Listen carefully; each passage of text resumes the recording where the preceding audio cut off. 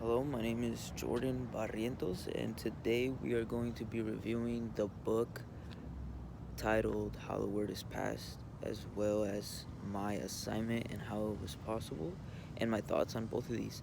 So,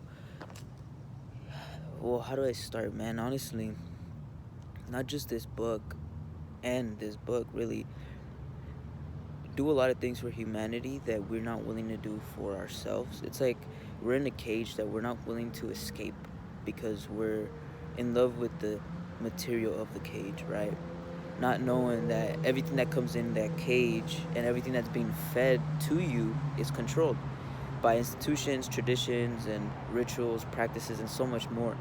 And this book, How the Word is Passed, not only did it show, not even show, but represent how history, his story, is passed down to multiple people through generations and practices and things they do throughout their everyday life. Not only did it do that, but it removed the mask that, or the blanket that a lot of us wear, or that society has gave us, and gives us a mirror instead.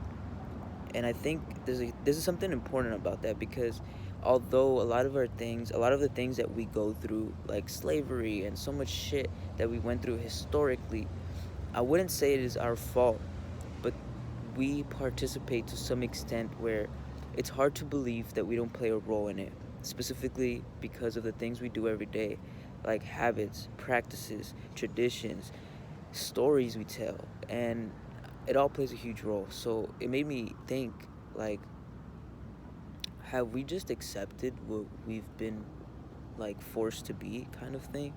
Because nowadays modern slavery is not about, oh, getting whooped in the back or being forced to do anything. If anything, if you don't want to, you can be homeless, but you're being excluded, you're being alienated, and there's so much consequences to not participating in the society we live in today.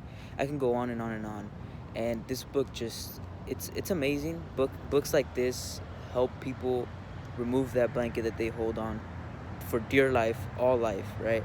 And to me, my assignment, the way I completed it, was trying to maintain the focus of the three ways that, the word is passed. Because history, or the word to me, is history. His story is passed like the game telephone. Multiple people hear it but understand it differently, and because of that, it does not get passed down the way we think it does, right? If anything, there's a hidden curriculum always being passed down.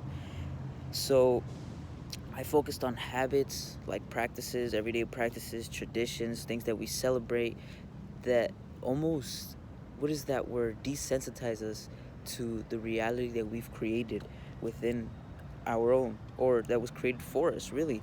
So we've been desensitized through traditions and practices, making it seem so normal, part of the social norms and expectations. And I wish I could have rambled on in this essay, but to me, one thing I noticed about school and essays is, as long as you get to the point and make it short and concise, that's all that matters. And I wish I can ramble on, but this is why I use this video, to be honest, for my best opportunity.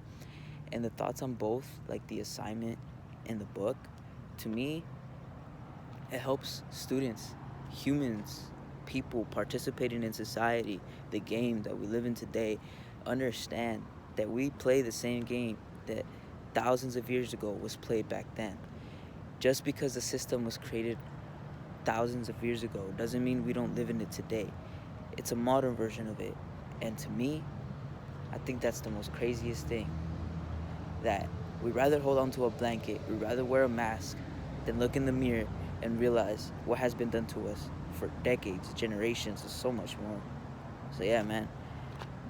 There's one last thing I do want to say, though. There's a quote that started off the book that I could never forget ever again. Like, yeah, it is one of the first quotes in the book, but it's a very deep one to me. And that's the quote that CLint Smith said, or mentions: the whole entire city is a memorial to slavery.